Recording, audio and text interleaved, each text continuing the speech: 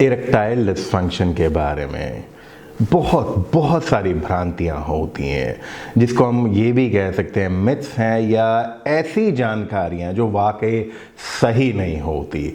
और erectile dysfunction उस समस्या को कहते हैं जिसे आम भाषा में लोग कई बार नपुंसकता या नामर्दी भी कह देते हैं। जिनके लिंग में तनाव अच्छे से नहीं आता उनको कहा जाता है कि इनको इरेक्टाइल डिसफंक्शन की समस्या है।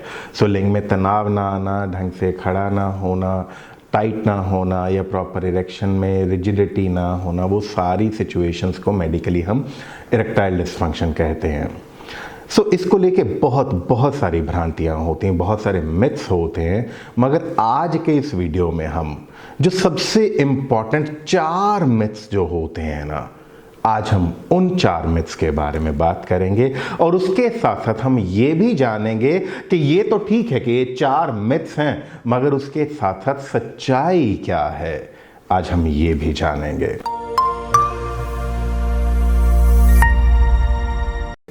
नमस्कार, मैं हूं आपका सेक्सोलॉजिस्ट दीपक अरोड़ा। हमारे क्लिनिक्स दिल्ली और चंडीगढ़ दोनों जगह पे हैं। उसके साथ साथ मोहाली में हमारा एक बिल्कुल ब्रांड न्यू क्लिनिक एक नया आया है। और उसके साथ साथ हमारी ऑनलाइन कंसल्टेशन तो पिछले 15 साल से भी ज़्यादा वक्त के दौरान है। और पिछले 20 साल से भी ज़्यादा वक्त के दौरान मैंने और हमारी टीम ने मिलके कम से कम 1.5 लाख लोगों की मदद की है, उनको बेहतरीन सेक्स लाइफ दिलाने में। और अब हम लगे हैं आपकी सेक्स लाइफ को बेहतर बनाने में। सो आज के टॉपिक को लेके हम आगे बढ़ते हैं। आगे बढ़ने से पहले सबसे पहले तो मैं आपका शुक्रिया दिल से, तहे दिल से आपका शुक्रिया अदा करना चाहूँगा कि आप मेरे वीडियोस को देखने के लिए अपना कीमती वक्त निकालते हैं और जो भी आपको उसमें अच्छा महसूस होता है मेरे वीडियो में, उसको इस्तेमाल करके अपनी सेक्स लाइफ को भी बेहतरीन बनाते हैं। चलिए आज के टॉपिक को लेके हम बात करते हैं कि जो मेजर 4 मिथ्स होते हैं इरेक्टाइल डिसफंक्शन को, वो क्या होते हैं। सो सबसे पहला मिथ जो होता है अक्सर लोगों के, मर्दों के दिमाग में जो होता है कि इरेक्टाइल डिसफंक्शन जो है ना, ये एजिंग का नॉर्मल प्रोसेस है and you have to live with this. That means के जो ये इरेक्शन का ना आना, ना मर्दी, नपुंसकता, ये बुढ़ापे का या उम्र बढ़ने का नेचुरल अपने आप में एजिंग का एक प्रोसेस है और इसी के साथ जीना पड़ेगा भाई। मैं सीना ठोक के कहता हूं, ये बहुत बड़ा मिथ है।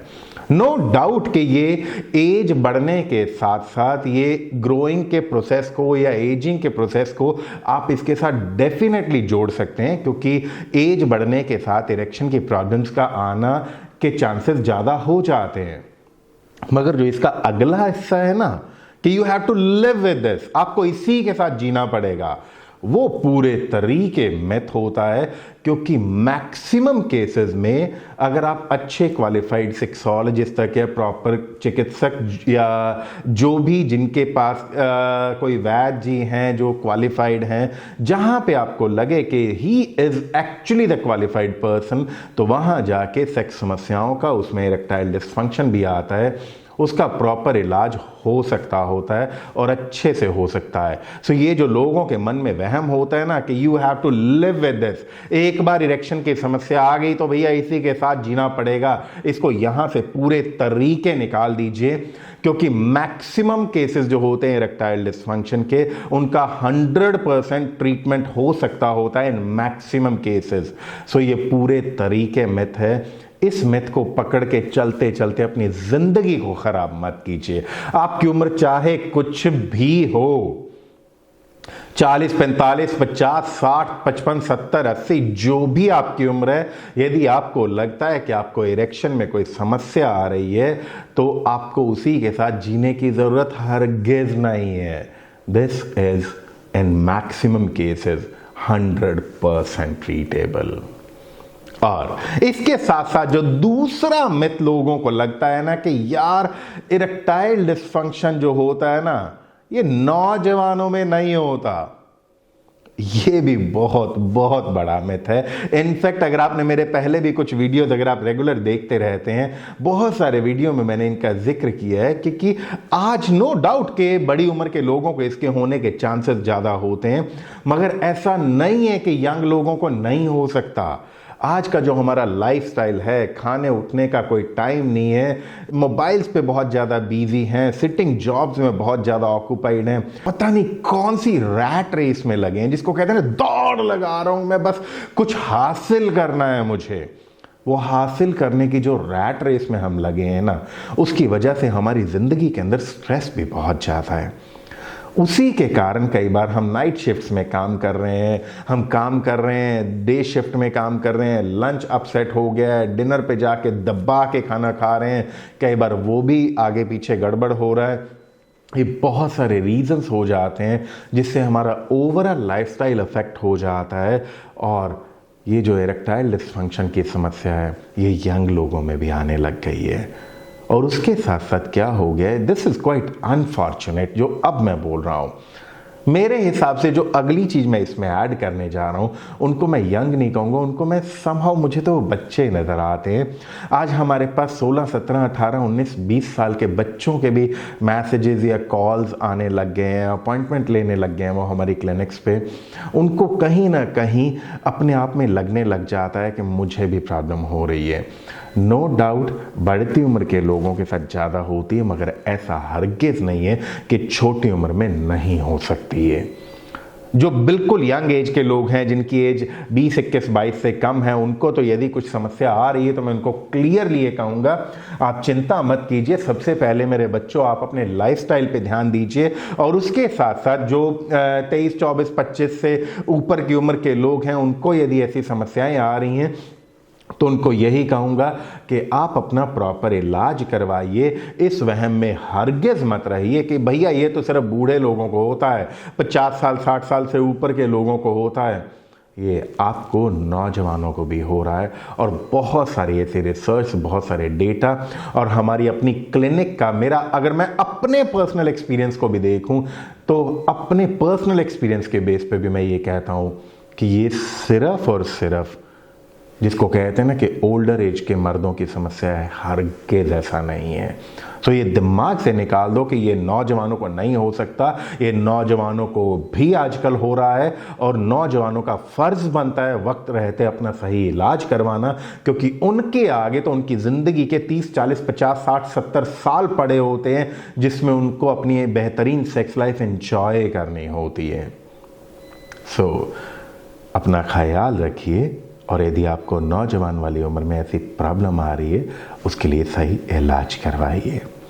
अब हम आते हैं तीसरे मिथ पे कि लोगों को लगता है कि इरेक्टाइल डिसफंक्शन में भी अपसेटिंग, मतलब इससे कुछ बुरा तो लगता है, but there is nothing dangerous about it, कि इसके बारे में ना कुछ ऐसा खतरनाक, कुछ ऐसा डेंजरस नहीं होता यार, इसका कोई ऐसा प्रॉब्लम नहीं है लाइफ में, हो भी गया तो हो गया। हाँ, थोड़ी शर्मिंदगी लगती है, बुरा लगता है, पार्टनर के साथ जब भी सेक्स करने जाते हैं तो अपने आप में बेइज्जती सी महसूस होती है, हीन भावना सी लगती है, मगर इससे ना कोई खतरनाक वाला नहीं होता। जबकि ये बहुत बहुत बड़ी भ्रांति है, भ्रम है, मिथ है। कितनी स्टडीज ये साबित कर चुकी हैं कि जिन भी लोगों को इरेक्टाइल डिसफंक्शन की, जेन्युइनली इरेक्टाइल डिसफंक्शन की समस्या आने लगती है, उनको आने वाले 3 से 5 साल के अंदर हार्ट अटैक होने के चांसेस बहुत ज़्यादा हो जाते हैं। यदि आप चाहें तो आप इंटरनेट पे स्टडी कीजिए, अमेरिकन हार्ट एसोसिएशन की वेबसाइट पे भी आपको ये डेटा मिल जाएगा, और ये डेटा क्रिस्टल क्लियर बोलता है कि अगर आपको इरेक्टाइल डिसफंक्शन की समस्या है तो आने वाले 3 से 5 साल के अंदर आपको हार्ट अटैक होने के चांसेस बहुत ज़्यादा हो जाते हैं। और यदि आपको इरेक्टाइल डिसफंक्शन है तो 7 से 10 साल के अंदर आपको ब्रेन स्ट्रोक होने के चांसेस बहुत ज़्यादा हो जाते हैं। सो प्लीज़ ऐसे भ्रम में, ऐसे मिथ में हरगिज़ मत रहिए कि भैया इससे थोड़ी शर्मिंदगी तो होती, मगर इससे ना लाइफ को, ज़िंदगी को कोई ख़तरा नहीं है। खड़े पैर तो नहीं है, मगर लॉन्ग टर्म में ये बहुत बड़ा ख़तरा आपके लिए बन सकती होती है। वो कहते हैं ना कि बुराई को उठते ही दफना दो। अगर आपको समस्या आने लगी है ना, तो इसका प्रॉपर इलाज करवा लो। अब हम आगे बढ़ेंगे चौथे मिथ को लेके कि लोगों को लगता है कि if you have trouble in getting erection, मतलब यदि आपका ढंग से इरेक्शन नहीं होता, ढंग से खड़ा नहीं होता, तो उनको ये लगता है इसका मतलब है कि because you are not attracted towards your partner, आपका ना अपने पार्टनर की तरफ आपका वो अट्रैक्शन महसूस नहीं होता, आपको अपने वाइफ या गर्लफ्रेंड को देख के वो सेक्स की इच्छा नहीं होती, सिर्फ इसलिए होता है इरेक्टाइल डिसफंक्शन। ऐसा हरगिज नहीं होता मेरे भाई।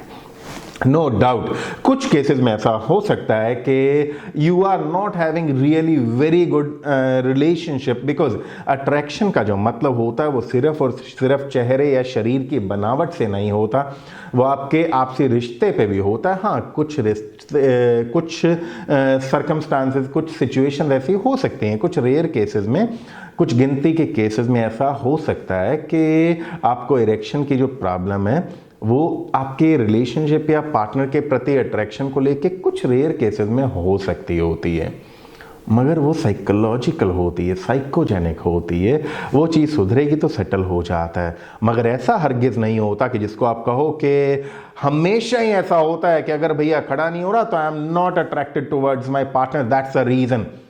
ऐसा हरगिज नहीं होता। यदि आपको इरेक्शन की समस्या आ रही है तो उसके पीछे आपकी कोई डायबिटीज हो सकती है, हाइपरटेंशन हो सकती है, कोई बढ़ा हुआ कोलेस्ट्रॉल हो सकता है, आपकी लाइफ का स्ट्रेस हो सकता है, किसी चीज़ के दवाओं का साइड इफेक्ट हो सकता है, आपके बैड लाइफस्टाइल का असर हो सकता है। एक प्रॉब्लम होती है जिसको हम कहते हैं एथरोस्क्लेरोसिस, जिसकी वजह से आपके लिंग की नसों के अंदर खून का दौरा कम हुआ हो सकता है। सो बहुत सारे कारण होते हैं जो फिजियोलॉजिकल, असली में आपके शरीर के अंदर कुछ गड़बड़ हो रहा होता है, उसकी वजह से इरेक्टाइल डिसफंक्शन हो रहा होता है। सो ऐसे मिथ्स में बिल्कुल मत रहिए कि अगर खड़ा सही से नहीं हो रहा तो उसका मतलब है भैया I am not attracted towards my partner.